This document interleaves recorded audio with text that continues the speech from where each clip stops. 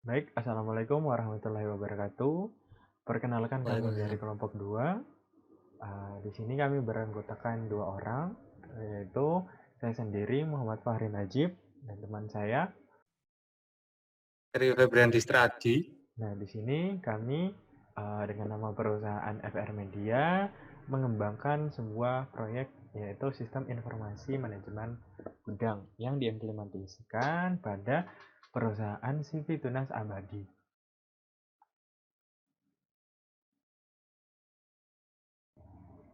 Nah, untuk latar belakang pembuatan sistem informasi manajemen gudang ini, uh, di sini sistem informasi manajemen gudang ini merupakan sebuah web-based application yang kita bangun untuk memenuhi kebutuhan perusahaan akan pemecahan-pemecahan masalah yang terjadi pada saat pengelolaan data pada gudang perusahaan.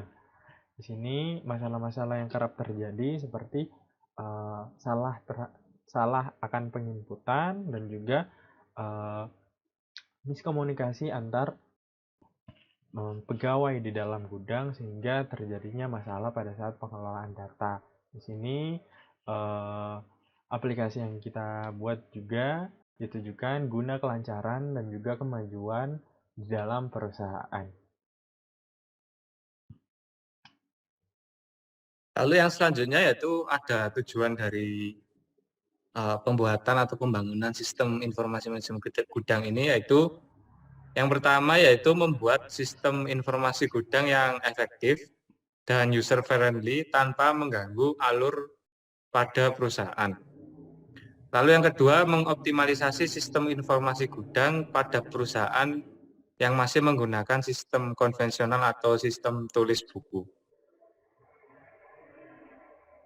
Selanjutnya di sini ada visi dan misi dari perusahaan kami yaitu FR Media, di mana visinya yaitu menjadi penyedia dan pengembang perangkat lunak yang berkualitas, berintegritas, dan juga terpercaya.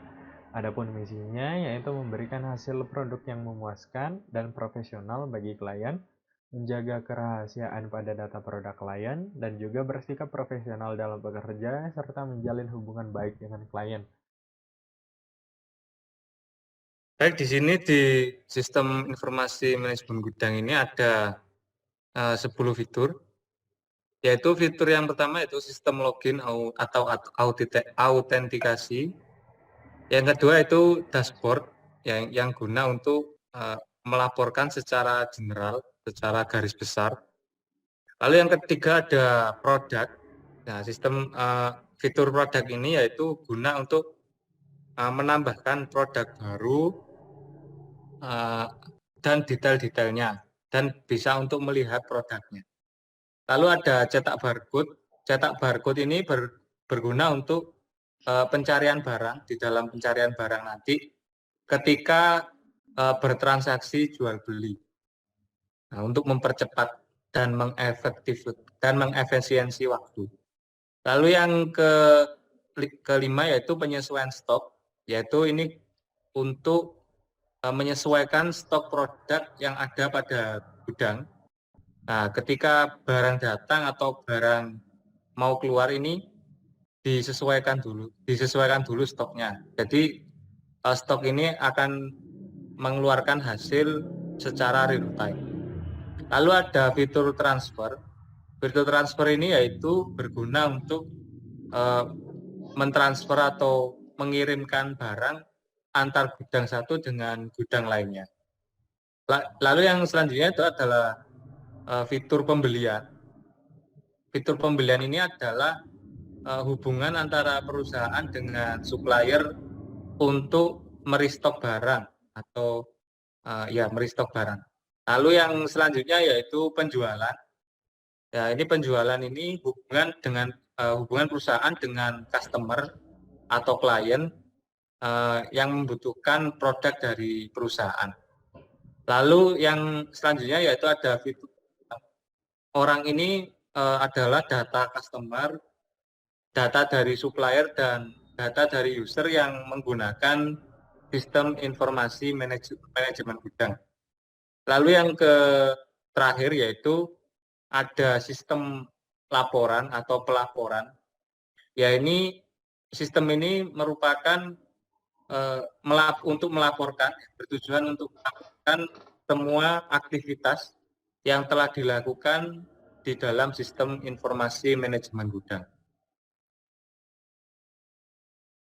Baik, selanjutnya di sini bisa kita lihat use case diagram dari sistem informasi manajemen gudang, di mana ada beberapa role yang terdapat di dalam sistem ini, yaitu ada admin, ada marketing, ada bagian purchasing, dan juga ada staff gudang. Di mana admin sendiri setelah melakukan login memiliki akses untuk melihat dashboard, mengelola data produk, mengelola stok produk, mengelola penjualan, mengelola data pembelian, mengelola data customer, data user, data supplier, mengelola data return penjualan, mengelola data return pembelian, dan juga melihat report. Kemudian untuk marketing sendiri, setelah login sebagai marketing, marketing di sini diberi hak akses untuk melihat data produk saja. Kemudian untuk bagian purchasing di sini memiliki hak akses untuk mengelola data pembelian dan juga data return pembelian. Nah, di sini untuk yang terakhir yaitu staf gudang diberikan akses untuk pengelolaan data stok produk dan juga melihat data produk.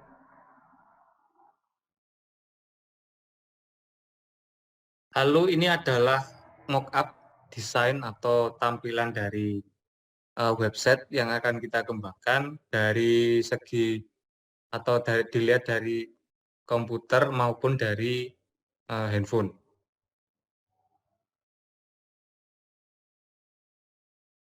Lalu yang selanjutnya yaitu kita membandingkan dengan perusahaan lain yang sedang mengembangkan proyek pula.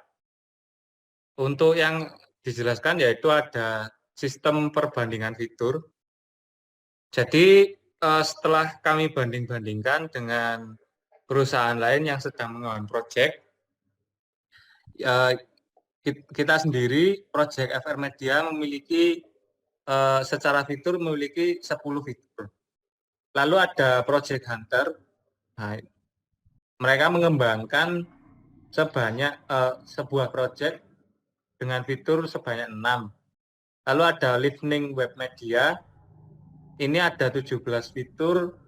Pizza Corp ada 4 fitur. PSTI.co ada 10 fitur.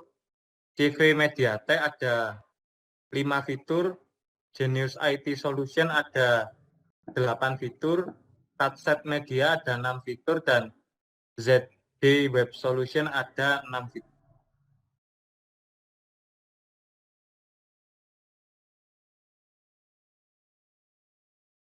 Baik, selanjutnya selain kita membandingkan banyaknya fitur yang ditawarkan oleh perusahaan pengembang yang lain, di sini kita membandingkan pembiayaan proyek yang dilakukan terhadap